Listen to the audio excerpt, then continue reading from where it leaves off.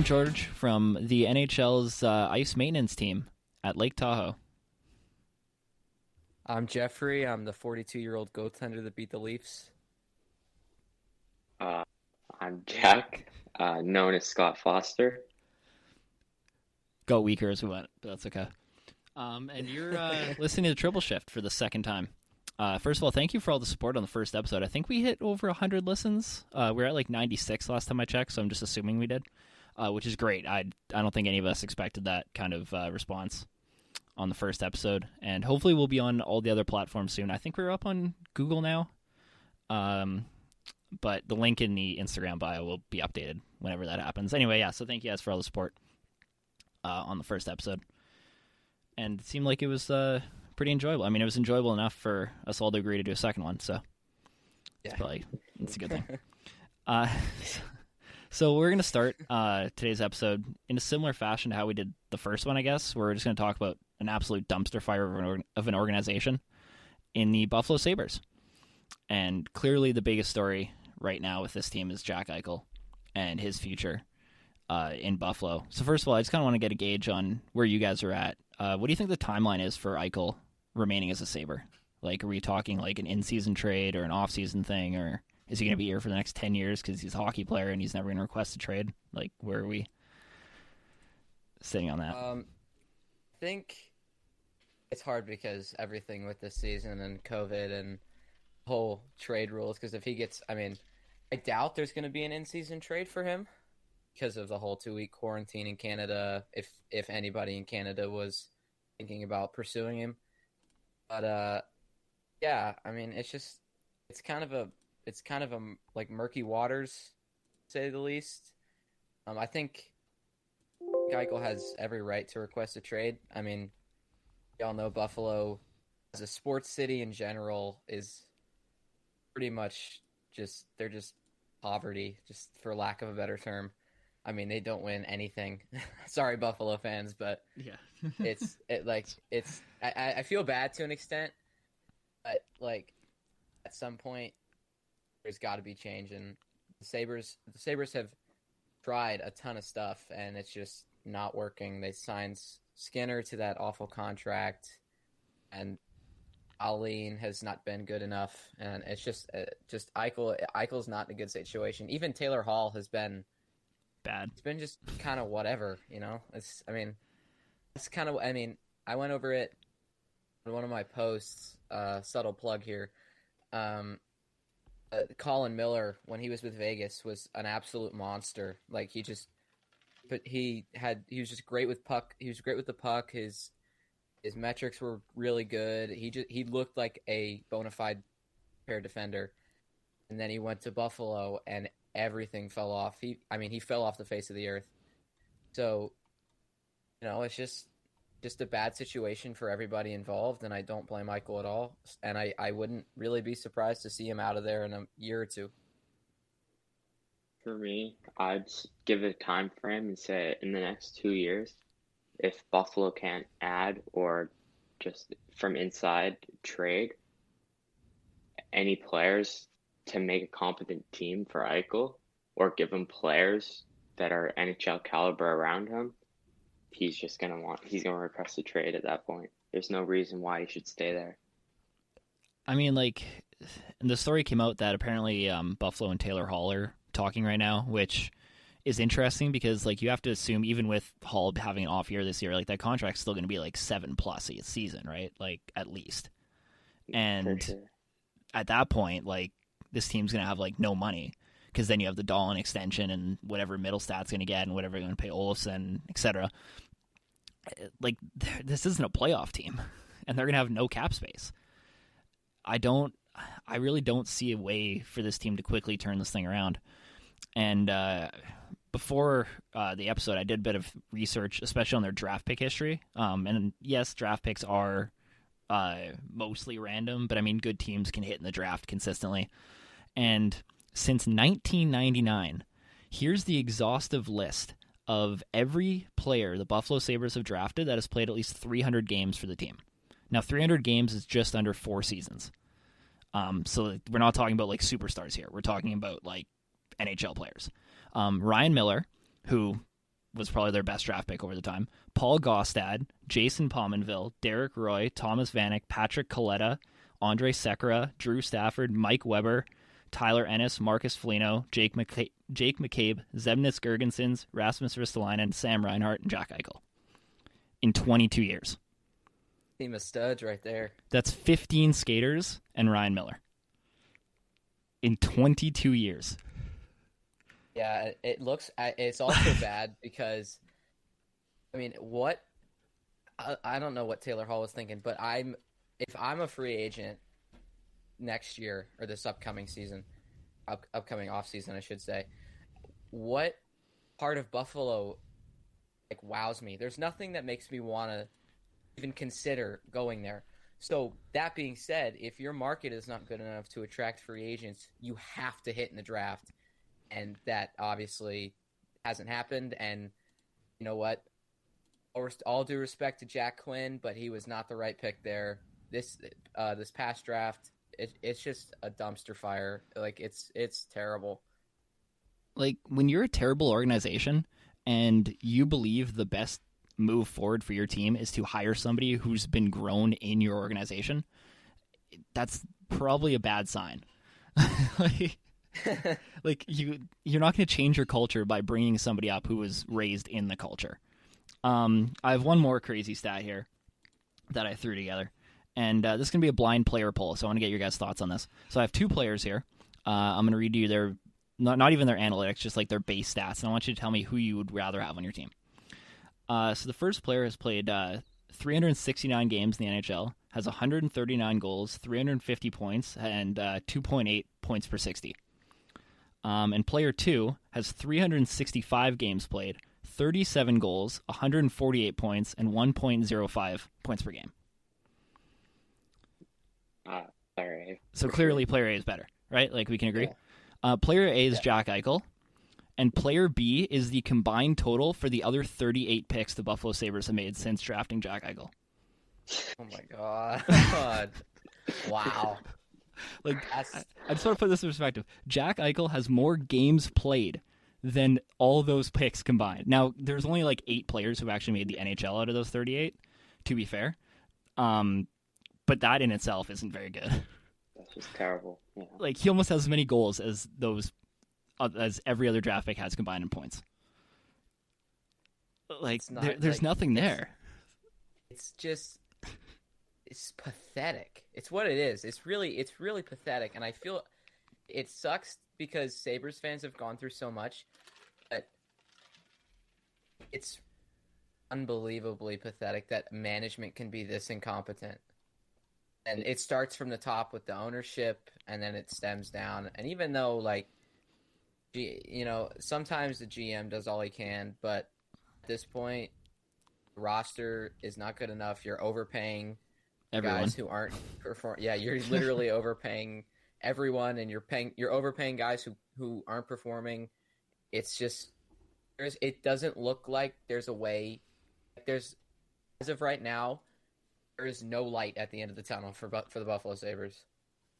It really puts in perspective how much they need to get rid of everyone that's a part of that organization. They got to completely sweep everyone, fire the coach, probably get rid of management, and ownership is not good either. Everyone needs to go at this point.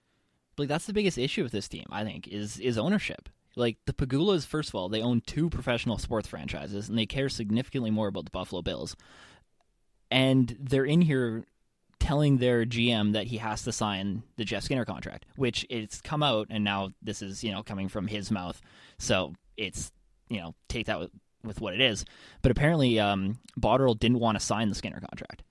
That wasn't something that he wanted to do. He understood that it was a bad deal to make, and he was forced into it by ownership, and then he was fired a year later because the deal was terrible. So when you have ownership trying to pull a Jerry Jones and just run the team, but they don't even care about the team that they're trying to do it to, it's a recipe for disaster. And you look at all the teams that are absolutely dysfunctional in the NHL, like Ottawa and Arizona and Buffalo, and all 3 of them have those are probably the 3 worst owners in hockey. And that means something. And the good teams are the teams that have good owners and good management. And you can have whatever kind of players you want, And we can talk about how like Buffalo even lost when they got Jack Eichel because that wasn't the plan. Like, it starts at the top though, and if the Sabres are going to fix this thing, I really do believe that it starts by finding new ownership. I really do. I think that's really the only place you can start this whole thing, and just gutting it from there, which probably isn't going to happen, but at least not for a while. One thing that stands out to me is you mentioned the Coyotes and the Senators and obviously the Sabres.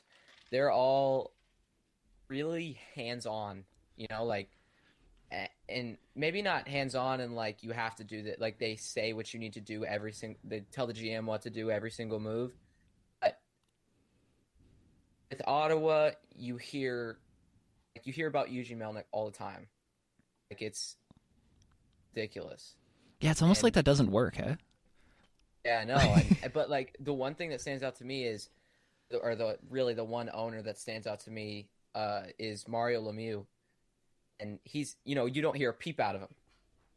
There's literally nothing that comes out with Mario Lemieux, other than obviously with the Exton Burke signings, they brought in Lemieux and he talked about it, but like you do not hear a peep from him in the media.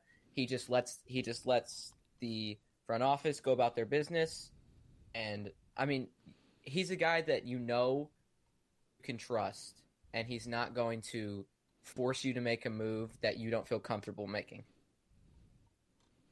Yeah, I mean, I think, and this is an example I brought up a ton because I think it's relevant. But you look at the greatest franchise probably in sports history, in the New England Patriots, and I think their management structure was perfect. It was, you have an owner who cares about the team, who was a lifelong fan of the team, and isn't just buying the team for a tax write-off, but he's intelligent enough to realize, hey, I'm not a GM. I'm not a coach. I'm not going to make these football decisions. I'm going to hire good people to make those decisions for my team, and I'm going to trust them. And even after the Patriots won 3 Super Bowls, he still let Bill Belichick let Pro Bowl players walk. And there's not a lot of teams that would do that. There's not a lot of teams that would say, hey, that's one of the top 5 defensive players in the league. Let him leave for nothing. That's fine. We trust you. And it worked. And, I mean, obviously you have to find a GM who can do that and somebody who can manage assets properly. But it starts with finding an owner who cares enough about the team to, be involved, but not dumb enough to be Jerry Jones and firing good head coaches and making, drafting the entire team.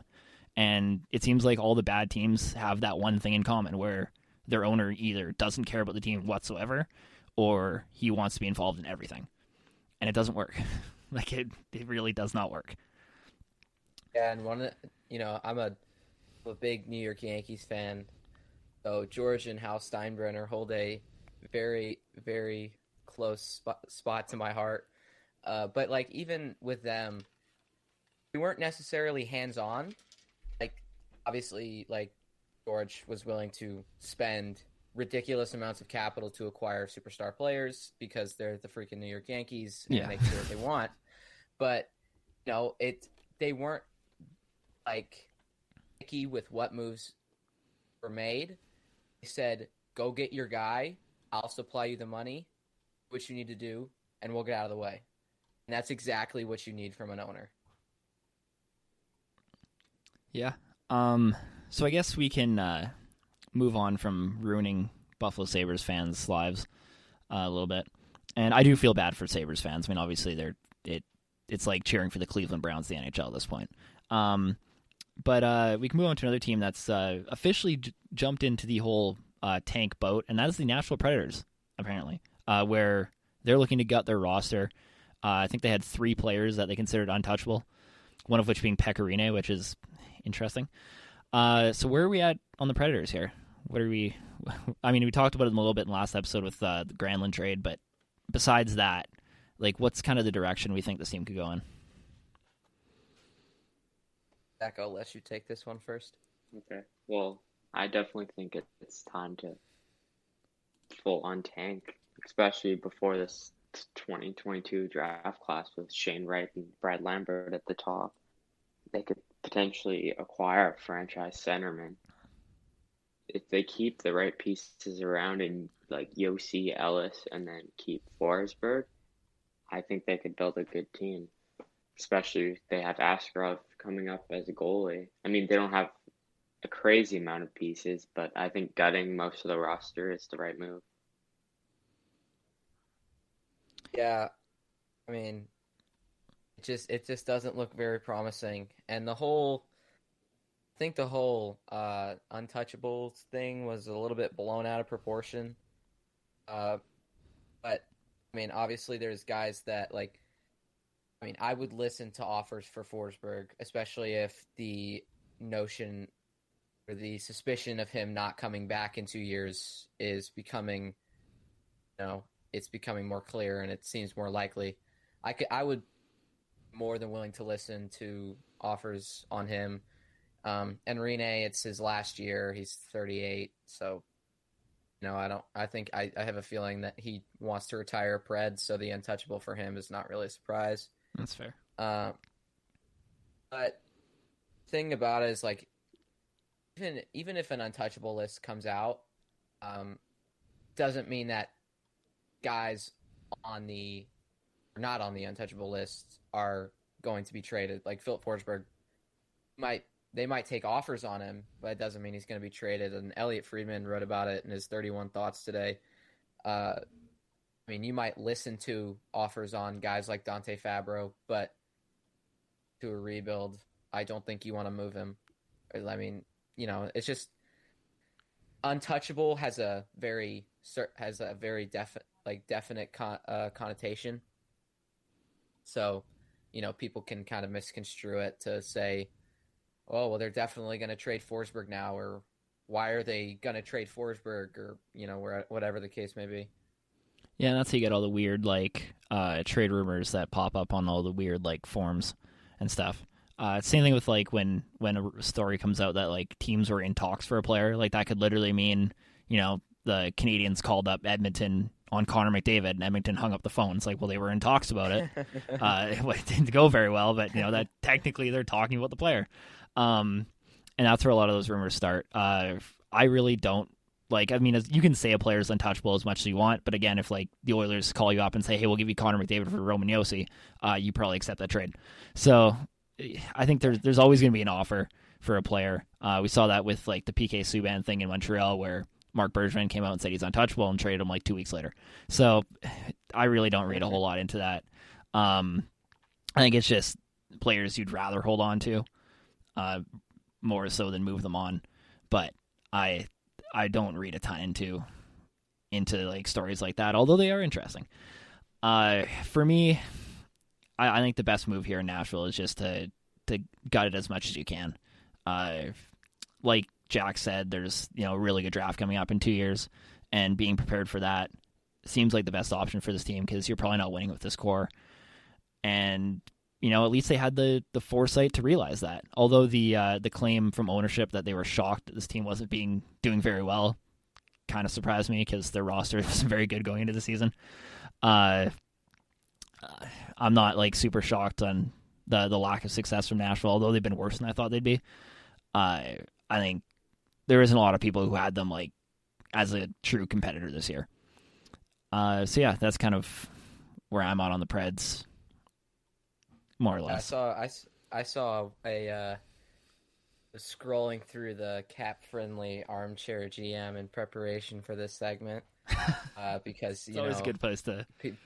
People on there are so intelligent, and the value given to certain players is most definitely the value they're getting in real life. So I'd just like to point out one trade among a list of others. So we got Oliver Ekman-Larsson coming to Nashville for Matthias Ekholm and a third-round pick. That's Ekholm is worth more than Larson is at this point. That wasn't. That's not a very good offer. Oh, and it's the whole thing is people are gonna do this. They're gonna, as with every rumor that a team is gonna start tearing stuff down. They're going to make the mock drafts, and people are going to hope for one thing, and they're going to get another, and nobody's going to be happy. That's how hockey works. It's just kind of it's Predators are going in the direction that a lot of fans, they should, and I don't really blame them. The whole culture in Nashville is very. It's I don't really know how to a word for it. It's very like they don't have an identity. I guess the culture doesn't really fit them. There's not really. It's just kind of like a mix of everything wrong. Like it's not working, and I think it's about time that the GM, who is getting a ton of fingers pointed at him right now, that David Poyle's under some serious heat. It's just really not working, and core, despite having talented players like Philip Forsberg and Roman Josi and Ryan Ellis and more, it hasn't worked out. They had a shot and they didn't, and due to a multitude of factors, being injuries, the Penguins being really good at hockey, and Sidney Crosby absolutely owning them, they just didn't capitalize on it, and this is what happens. They've been to the playoffs for 7 straight years if you count the play-in as a playoff round. I don't, but some people do. The NHL does. I mean, clearly, they couldn't make a third kind of distinguishment because that would anger all the classic hockey fans who never want the game to change. So they had to extend the playoffs, but they didn't extend the playoffs though. It's a whole thing. I loved it. It's great. Yeah, it's just a mess. I think it is best to go into a rebuild, and I think trading guys for draft capital this next year, and especially for 2022, if you can get any picks in that draft, then do it. If I'm Poyle, you just at some point or another you have to recognize that this team is not going to get anywhere, and they're just continuously getting worse. And I think that time is starting to creep up on the Preds. My question is, when would trading for Larson ever be a smart move for a rebuilding team? Yeah, that's probably coming from somebody who has won like 3 straight Stanley Cups on rookie difficulty on NHL 20 and thinks that they could run an NHL team. So I'm not gonna. I don't know. I couldn't tell you, to be honest with you. But there's probably people in the comments that thought that was a good deal. So it is what it is. I guess we could touch on the Antoni Panarin story that came out. There's still a lot of details on this that we don't know yet, but basically the gist of it is it sounds like the Russian government put out a hit piece on him, and he's currently taking a leave from the New York Rangers. All reports say that the report is false. Again, there's still a lot of details coming out, so I'm not going to 100% confirm that, but I think it's 99% sure that it's not a real story. But yeah, this is getting really interesting because it went from last year where it's Panarin's not going to play for the Russian Olympic team because he doesn't like Putin, to now it's there's a lot of fear that his family could be in danger in Russia. And from what I've heard, I think the New York Rangers are trying to help get his family out. The NHL, I don't believe, has put out a statement yet, which is interesting and not overly shocking. But yeah, this is kind of becoming a thing.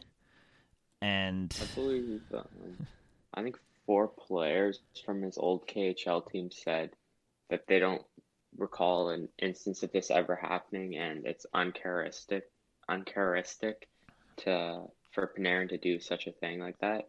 So it's definitely just a fake story, and they're just putting Panarin and his family in danger in general. Yeah, I was about to chime in with that. A report came out today. Jack said that 4 players from his old KHL team said that, this wasn't him at all. And I'm inclined to believe them because apparently the coach is kind of psychotic. Oh yeah, no, that came out as well. Yeah, I think this is more of just and obviously the Rangers came out and completely denied it that it was true either. And Panarin didn't put out a statement, which I think if there's any kind of truth to this, your media guys would be like, hey, we need to kind of cover this. Like, we need to address this right now. And that just didn't happen. And obviously the Rangers came out and completely said it was fake, which makes me feel very inclined that it's not true. Mind you, the Rangers PR team isn't, they are what they are. So the Rangers PR team that statement came out very, it wasn't it was just it was something that it was more assertive than I thought it would be. Yeah, it wasn't very professionally written. And read into that as you will, but it did. At first I thought it was a joke, to be honest. When I first saw it, I didn't think it was real. And then I went on the official Rangers Twitter and I was like, oh no, that's an actual statement that an NHL team put out. Which, although I respect them for standing up for Panarin, it was a really weird way to word it. It was more of an attack on the Russian government, which for a professional sports team seems kind of weird. This is clearly an intimidation tactic being used against him for being outspoken on recent political events. That sentence right there, the first sentence are talking about how Panarin denies these accusations. I get that. But then this is clearly a political attack by Russia on our wow. Yeah, that's great. That's insane. A fucking NHL team put that out on their the Twitter. Yeah, I know. That's wild. And you got to think that there is some players in the NHL who do support Vladimir Putin. I wonder what they how they felt about that coming out. Because that's crazy. Yeah, I know. Because at that point, obviously Russia's not America, so you can only have a certain point of view. But it's, there are players that do support Putin, I'm sure, like you said. And, anybody who plays for the Russian Olympic team, basically, because if you don't, then all of a sudden you get blackballed from the team.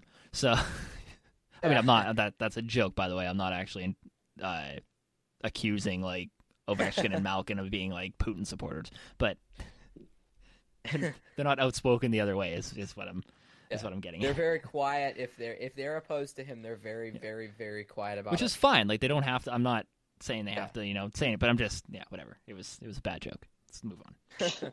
But it's just, for anybody that does support him, now have an NHL team that despises him, or at least the PR statement makes it look like an NHL team despises him.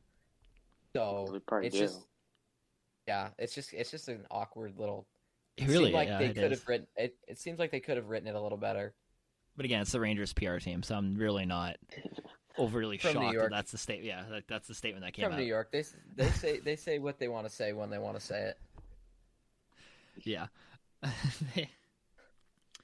I guess, so obviously, hopefully he's back soon. Hopefully everything's okay.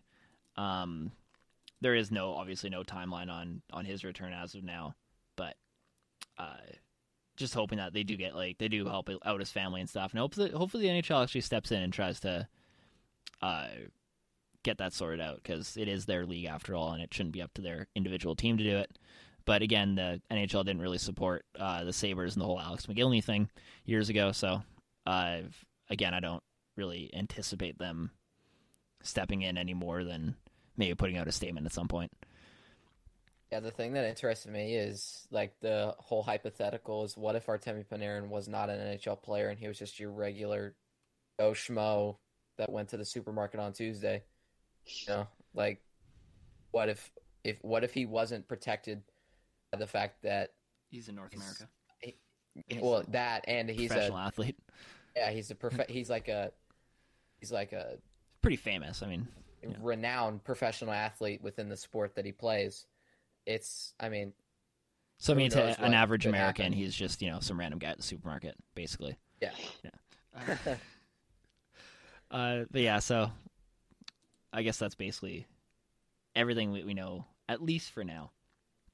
And I guess the final thing we can touch on here is the outdoor games at Lake Tahoe, and obviously I made the joke about the ice at the start, but honestly, this was phenomenal to watch. The scenery in the first period and a bit, especially in the Vegas Colorado game, it was incredible. And I really hope the NHL finds a way to do something like this again, obviously with a bit better planning ahead of time, but it was great. And the Bruins Flyers game as well was just phenomenal to watch. Besides the fact the game itself was incredibly boring, but it was just I thought it was great, and I really want to see them do this again. How did you guys feel about it? Well, I definitely think it was amazing to watch, and I love watching outdoor hockey, especially in such a remote location like that. And from like a marketing standpoint, there's so much they could do with that.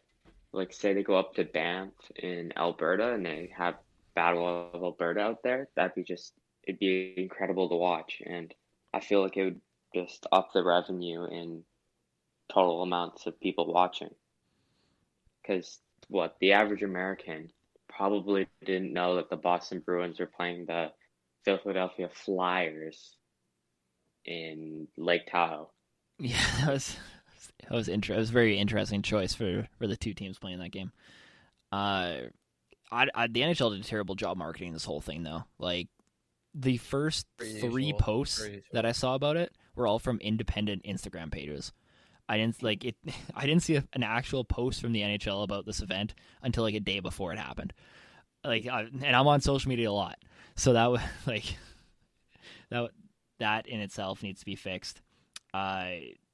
The logistics of doing this again, though. I mean, obviously, like if you're gonna put a game in the middle of a lake, or I guess on the side of a lake in the golf course, it'll be hard to actually have like fans there because building like 100,000 seat stadium around this arena kind of defeats the purpose. So it'd be interesting from a financial standpoint where the NHL's at on that.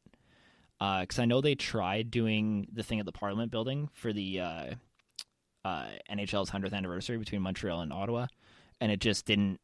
It didn't really work out for a bunch of reasons. Mainly, they didn't want to build a stadium for like 40,000 people.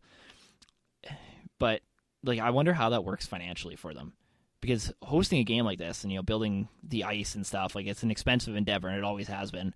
But not being able to get the ticket revenue from it seems like they're losing money on it, especially when they're not going to market it. But if they can find a way to do this, like you said, like in a game in Banff between Calgary and Edmonton, that'd be fantastic. But I think the whole fan aspect of it is interesting. And like, how would you guys want to see them handle that in the future? There's not much you could really do to capitalize on ticket revenue there, because, like you said, it would basically cancel out the point of having it out with the lake in the back. Like if you just put a bunch of people around, like maybe on the one side where they're filming it from, you could put like limited amounts of tall bleachers. But other than that, they're not going to get 10,000 people, 15,000 people in for these games. You know what? I don't know if I'm really the one that's fit to say this or fit to talk about this, like the logistics for it, because I originally thought that the game was going to be on the actual lake. Yeah, so did I. Well, like the way they marketed it was so funny. Like even like they did a terrible job, like you said. And I mean, I don't expect anything more from the NHL. Yeah, it's the NHL. Like, let's be honest. But like the way they worded it was like, we're gonna have games on Lake Tahoe. So I was like, holy crap, they're gonna play on the lake. But so I was like completely misconstrued with my views until I saw the video of I think it was Burakovsky and Belmar. And Belmar I thought they were gonna play on the actual lake too. And he had the news broken to him during the press conference. Like that was a great clip. Oh yeah, that was fantastic. I figured it out, right? I figured it out as soon as he did. And I literally said to myself, oh crap, okay, that kind of sucks. Yeah, for some reason I thought the game, like I didn't even think they were gonna build a rink. I thought they were literally just gonna clear off some ice on the lake. And I know this is really stupid, like now that I think about it, and they were just gonna play on the fucking rink, like the lake. And I'm like that's a terrible idea. This ice is gonna suck. And then I'm like, well, they'll just build the rink on the ice. And clearly that wasn't the option either. So they did on the golf course beside Lake Tahoe. Yeah, but like I will say, even though I didn't know that the game was going to be beside the lake and not on the lake, like they said. It was like, it was just freaking gorgeous. It was awesome to watch on TV, and I wish I could have been there, but obviously, fan aspect of it is you can't really fit a bunch of people there, and we have things like school, so can't do that. But like, it's just views, the way they panned around the whole scene, like the background, they did everything that they needed to do in terms of showing the location and showing and like just adding an extra layer to the game. I think it's pretty weird to have two very northeastern teams in Philly and Boston playing in Nevada, and it's just, I feel like they could have done a little bit better with the choices. Maybe a couple like a California team or two would have been interesting.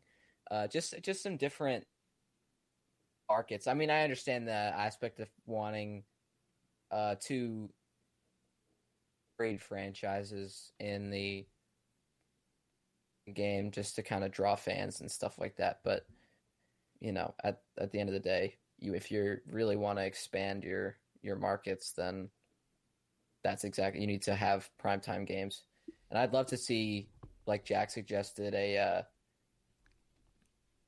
Battle of Alberta on Lake Louise. That was an idea that was brought up multiple times on hockey Twitter as I was scrolling, and I actually really like that. It seems like that'd be a really good idea. You'd be able to. I mean, it's in Canada, so obviously you're going to get a ton of viewership. All the stuff that the NHL wants and the stuff that the fans want combined into one. Not to say that the Tahoe game wasn't that, but outdoor games in Canada are different than outdoor games in Nevada. Yeah, I think just overall fan reaction, obviously besides the postponement of the first game, like if you just, and that's a big thing, but I think that was literally like the only negative comment about these two games, and then potentially the choices for the second game, but especially the Vegas-Colorado game, like I think the fan reception for it was some of the best I've seen from an outdoor game in a long time. And that's really good news for the NHL, because a lot of people have talked about how they've kind of overdone this thing, which I'm kind of in that boat. I think having like 7 outdoor games a season is a little extreme. But like seeing a game like that, like once or twice a year, brings kind of the novelty back in it. And I think that was the biggest thing they did here, was they brought back the novelty of having an outdoor game. And it wasn't just another thing that the NHL did for money. This was, and especially this year, this clearly wasn't a money thing, because it probably costed them more to set this whole thing up. But this is going to be a really cool event, and we're going to put it on. And I appreciate that. And that's something we don't see from the NHL a whole lot. So good for you overall, besides, the big mishaps that happened during it. But that's okay. Yeah, I mean, you think about the sun and you figure at some point or another realize that the sun is, it's gonna melt the a big no when it comes to outdoor hockey. It's you think that would come to the mind, but you know what? It's all right. It's they got through it, and Mark Stone had like an 8-hour penalty. Dusty Gooch, my guy. That. You know what? Even with like the mishap with the ice, it was still. They still managed to make something out of it, and the game was actually really good. Yeah, the first game was good. The second game sucked. Yep. Second game was just kind of like, here's all of the goals that you missed in the first game, just thrown into one. But yeah, the second one was kind of a blowout, so it wasn't as fun. I enjoyed watching Pasta absolutely destroy the Flyers, but just because I like him a lot. But it was just kind of it was two different games, which was nice. But the second one was, it wasn't as enticing to me. All right, I guess we can move into our quiz for the week. So I think Jack has something planned for us, and I'll be making my quiz debut on the podcast. Trying to go undefeated. I'm a seasoned veteran. Yeah, I know. I'm scared. I guess we'll just do the same rules as we had before. All right. So if everybody, that's all right. Remember, listen to the first episode if you don't know. What are you doing? Oh, okay. So there's 6 questions.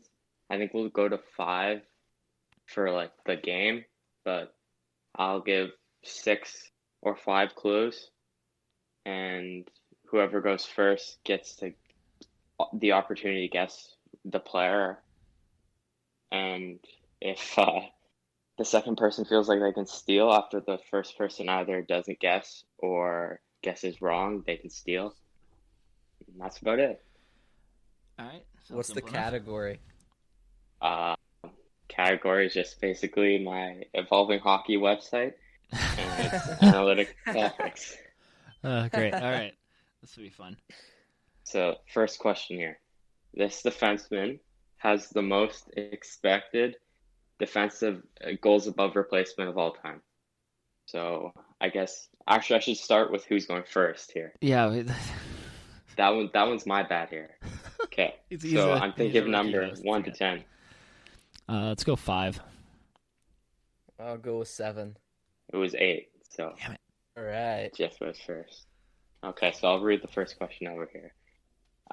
This defenseman has the most expected defensive goals above replacement of all time. So from 2007 to 2020. I guess Nick Jalmerson. Yep, there you go. Heck yeah. The easiest question of the quiz. Son of a bitch. Yes. That sucks. Okay, let's go.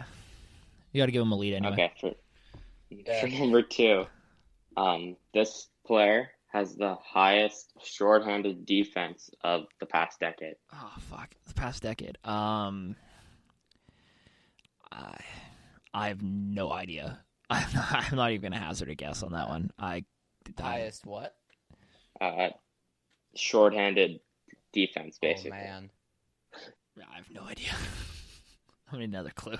I don't even pay attention to that. I mean, I do. Nor do I. But it's just kind of there. Yeah. Okay. So, I need another clue.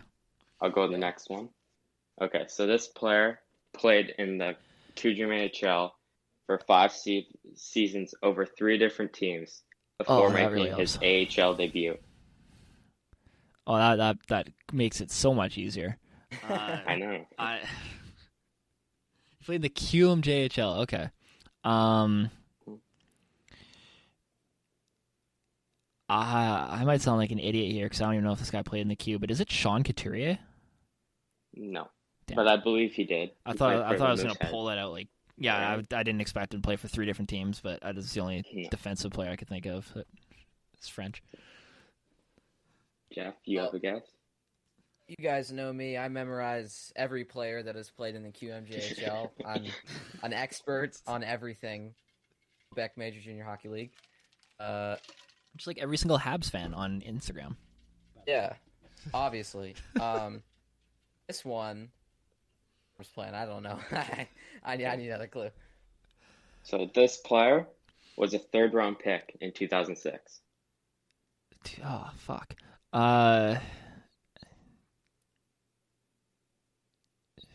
3rd-round pick in 2006. I don't know. Is this just regular shorthanded defensive goals above replacement, or expected?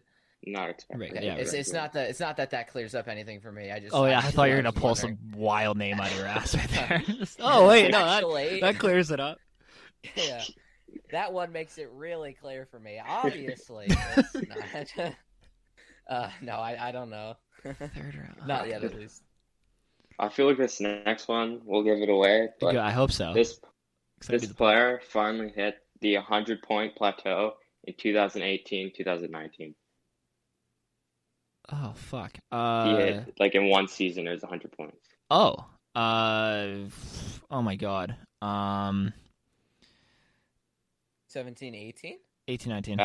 18, 19. Yeah, no, I was thinking the same guy you were thinking. Oh my god, He played for 3 junior teams. And he just hit 100. Is it? I don't even know if he got. Oh my god! I don't even know if that guy hit 100 points. Is it Braden Point? No. Hit 100 points. Yeah, I didn't think so. I don't know. I remember. Oh man, There were 6 players that did it. 6 players that hit 100. I think I know 4 of them. 2006. Why would I say Braden Point? He wasn't taking to 06. Oh my god. That's okay. 06. See, that's what's throwing me off because I had just in my Team Yeah. Canada roster from the 05 World Juniors, and I'm trying to think of who was on that team. All right. I'm going through the people that hit 100 points that year.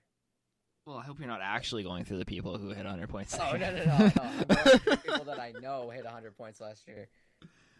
Gonna scroll 18. That would be 2 years ago. 18, 19. Yeah. I'm scrolling through Hockey Reference, just In your mind, trying to figure out. obviously. Yeah. I Obviously. want to clear that up because it's getting really suspect. With your nonsense comments. If he gets this right, I call it bullshit. By the way, I want to read Don't it. worry, there's 4 more after this. Yeah, I'm gonna need the next one just because I don't know the other player that had 100 points. I hope this last one gives it away here. But this player won a Stanley Cup in the past decade. Oh, it's oh fuck. 18-19, there were like 4 people in the top 100 the scorers who had 100 points that won a cup in the past decade. But 1 cup, I said, because I've seen Crosby. okay. So Yeah, Crosby I know. hit 2. Yeah, okay. Is it? I have 2 guys. I have 2 guys in my mind right now. And he's first in shorthanded goals above replacement. Yeah, it was the weirdest thing I could find, so I put it in. Is it? Oh, I don't even know if he had 100 points that year. The only French good player I can think of is Brad Marchand. There you go. You got it. No way. Yeah, that was. He played I for didn't know 3 that. junior teams. What the hell? Yeah, 5 years. It's hilarious. Wow. That was the only friend. It was that I was thinking Ryan O'Reilly, but I'm like, I don't think he hit 100 points. So What's his shorthanded defensive guard? Oh, I didn't write it down, but I knew it was first. It was like Okay. 15.8 or something like that. that's wild. I didn't It even was. know, I was just. that's crazy. I didn't know he played shorthanded. Yeah, neither did I. Honestly. But it was probably more towards the back of the decade, I'd assume. Okay. Anyways, third question here. Tied up 1-1. Oh, yeah, no problem. This player is the anti-wins above replacement leader of the past decade. Oh boy. Is it my guess or is it? It's your guess. It's yours. Okay, I don't think this is right, but I'm just gonna guess. Instead of the past decade, Yeah. I'm gonna go with Jack Johnson. No. All right, I figured that wasn't right, but I might as well just throw it out there. I know this isn't right, for a fact, but I'm going to throw the name out there just to piss off Rangers fans. So it's Capo Caco, No. which I know 100% is not. I realize how insane of a guess that was, but I just. Yeah, Next. Kako wasn't that bad. Yeah, he also played one He's season. pretty bad. Yeah. He had the worst single season. War, I believe. Anyway, it doesn't Something matter. like that. Irrelevant. Continue. Okay, so this player was active for 11 years, from 2007 to 2018. Won't help you guys, but maybe it will. I don't know. Active. Jeff, it's your guess. I don't know. I'm gonna need some more hints on that one. What do you say? 07 to 19? 18. 18. Okay. So the 17-18 season was the final one. Yeah. Okay. Yeah, I'm gonna need one more clue. Okay. So I'm narrowing this down player had 69 points in 527 career games. A nice 69 Yeah. points. Who the fuck? How does this guy play? This guy played 500 games in the NHL. What the fuck? Oh my god. Clearly, it is. No, I'm gonna need. I'm gonna Some need nonsense player too, which pisses me off. It's definitely gonna be. Yeah. It's like some nobody. It is.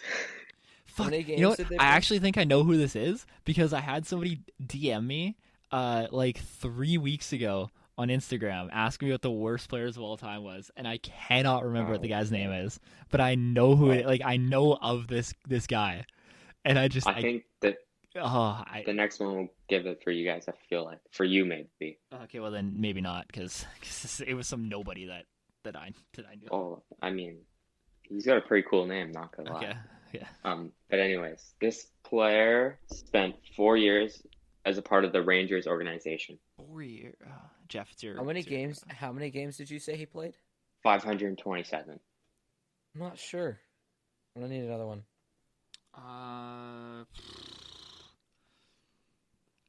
Yeah, I don't know.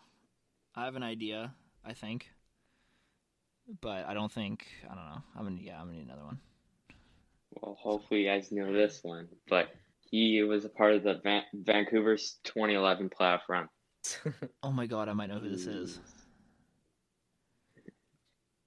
You know- Wait, I hold know- on. He played from 07 to 18. You said right? Yep. 500 games, 69 points. He was part of the Canucks. I'm passing. So Oh if you're fuck! yours, I think I don't know. You know who it is once I said. I do. guarantee it. I do know, like, because again, I went over this with somebody like 2 weeks ago in my fucking DMs. God damn it. Oh my god. He played for the Rangers too, right? You said? Yep. Is it? Oh my god. Fuck. All right. Is it Tanner Glass? There you go. I'm terrible at these, man. Oh. The only Oh reason my why, God. literally the only reason why I know that is because he was part of the GST line with the Winnipeg Jets, like his first season, and then he went to the Rangers like right after that, and I just remember him being on the Canucks at some point because I remember seeing a picture of him and like Daniel Sedin or something when I was doing my Sedin. I think I did this. I don't know. It was a whole thing. Anyway, yeah, that it finally hit me. I'm very happy some random guy DM'd me about who the worst player of all time was. Just, there you go. Okay, so question 4 here. This defenseman has the single highest goals above replacement, so like in a single year. In a single year, It's me. Yeah. Is it me or I can't remember? I know think this it's one. Jeff. that's you. Who It's is you, it? George. Is It's you. it? Oh well, I mean, Yeah, he I'm already gonna- fucking I'm knows it. I might as well just throw out a name. Eric Carlson. I don't know. No, okay. Pavel Datsuk. No, it's a Defenseman. defenseman. What's defenseman? Yeah. Oh. Yeah. Oh, I didn't. You can I guess knew again. you'd know Uh, Datsu. Yeah, you can throw out another no, name if you want. I went out. I did it. I wrote an article on this. It's isn't it Zdeno Chara? There you go. Yeah. I wouldn't have got that anyway. All right, 2-2. We're tied. This is it. I didn't think you get that one that fast, but here's a really Yeah. good one, I hope. Question 5. This This is it. player has the lowest goalie wins above replacement in a single season ever. Oh my god. Martin Jones. No. Fuck. I Uh, thought I was gonna call my Devin shot from half Dubnyk. court. Pardon? No, I was just throwing out Devin. You said Dubnyk. It's not really. Yeah, but it's not right. Okay. So I don't next, pay attention to goalie war enough. nor do I. So Some of the next shit one, goalies in the NHL. Yeah, okay, keep on. this player played for 3 different NHL teams. That really narrows it down. I know. I think it's your guess anyway, Jeff. By the way, I'm sorry. I went first last time. That was a That's mistake. okay. Yeah, neither of us got it anyway, so it doesn't matter. I you know what? I think I have an idea because I was talking to somebody about this a little bit ago. I can't remember the name right now. Shall I go on to the next? No, clue? hold on. This is Hold on. So 3 Okay. different. It's a single season, right? Not like all time. Yeah, single season. Single season played for 3 teams. No way you know this. There's no way. 3 teams. Is it? No, it's not. He only played for 2. Yeah, I don't know. Okay. So next one. It's another nice clue. I'll say that. This player was drafted in the third round, 69th overall in Oh, classic. 2006. Yeah. 2006 again. Great. Yeah. Is it Brad Marchand? No. Okay. Anyway. Jeff, it's your guess. Doesn't help me. I'm gonna pass on this one. Goalies. Third round. That third round doesn't help me at all. It could be anybody though, because any goalie could have a terrible single season. Yeah. Like that. Yeah. Like I'm trying to think of like the next... career bad goalies, but it's not really like that's kind of irrelevant. This next one should be better, I think. My God, who the fuck has played for 3 teams? It's over the last decade, right? It's just or it's just in general. Oh fuck. Okay. Just in general, like from 2007. Yeah, well, I guess it's only like 2 more years. Okay, yeah, one more clue. Okay, so I hope this one gives it for you guys. But this goalie won the Calder Trophy in 2009. Oh my God, I know who it is. Jeff, you better get it right. Have a guess. It's your guess. You have to get. I know who it is. I don't know if it's right, but the name has come back to me. Okay. I'm like 94% so pissed sure. if you get this right. I know exactly who it is. Is it Steve Mason? Fuck! There you go. Oh, Let's go. Let's go. What's the score right now? That's it. He won. It's 3-2. 1-3-2. Okay. Thank you, Instagram follower who DM'd me about the terrible goalies. Thank you so much. I don't remember who it is, but thank you. God damn it. Yeah, I do know. You guys want to do the last? Yeah, I do the last one. Why not? Okay. So this player is the anti-expected wins above replacement leader. Oh my God. Like ever? Yeah. That would be Jack Johnson. No. Oh, okay. I mean, it's not the worst guess in the world. This is just all time, or is it a single season? I think all time. Yeah. All right. I can make sure to verify that, but I believe it's all time. Right. I believe 100% sure though. All right, next clue. Okay, so this player was drafted by the Florida Panthers in 2002. Oh my God. Florida Panthers. Yeah. I have no idea. Very helpful. Jeff, do you have an idea here? No, I got no idea. The only longtime Florida Panthers draftee I can think of right now is Roberto Luongo, and I 100% know that's not correct. And he also wasn't drafted in 2002. Yeah. He wasn't drafted by the Panthers anyway. Oh, that's right. Yeah, fuck, it's the Islanders. Yes, 100%. Yeah. Like Milbury, okay. baby. So, this player won the Stanley Cup in 2011. Of course he did. Oh. It's Tim Thomas. No, it's not. No, that's wrong. Fuck, I lost. Oh, it's a player? Yeah. Oh, okay, well, never mind. I was wrong. Okay, I have no idea. Thomas is a goalie, George. Here we go. Well, that's a player. Whatever. You repeat the question. He was on the Bruins, I guess, in 2011. On the Bruins in 2011. He won the cup, so yeah. All right. He's drafted by Florida. Oh, is it Greg Campbell? Yeah. Yeah, it is. Yeah. God damn it. I swear, he's the only Florida Panthers thing threw me off, and then it was. Yeah, I know. I clicked as soon as I said fucking Tim Thomas. I'm like, oh shit, it's Gregory Campbell. Yeah. All right, well, I had a great clue after that too. What was it? It was this. What was it? After this cup, when the player was gifted a contract of 3 years by $5.7 million for being a locker room guy. Who the fuck paid him $3.75 million? Yeah, I don't know. No, like legitimately, was it the Bruins? Like, did the Bruins extend him, or like, where did? He go? Yeah. Oh, okay. It's the That makes Bruins. sense. You should have went with the Pierre Maguire. Said this guy was elite in Game 7 of the.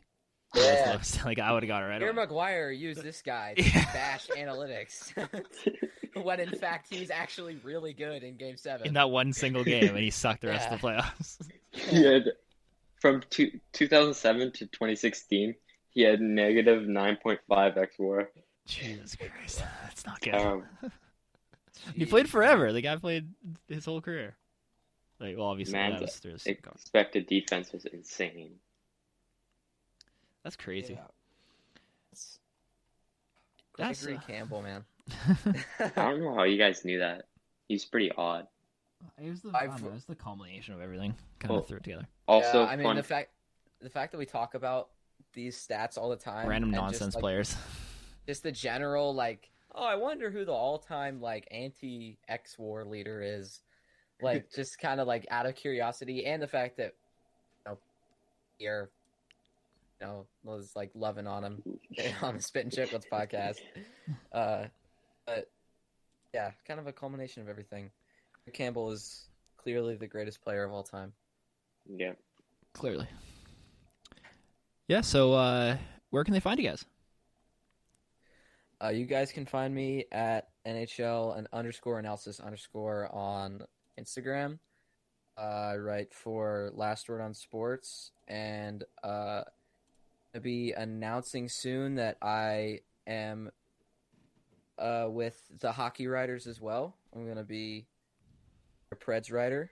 But yeah, I'm hoping to continue with them. I'm on a trial period right now, so I'm having some fun with that, and I'm excited to start. But yeah, that's where you guys can check me out. I also have a Substack where I don't post on there anymore because I obviously am working with the You're writing for companies, like but 17 other places, so yeah, yeah.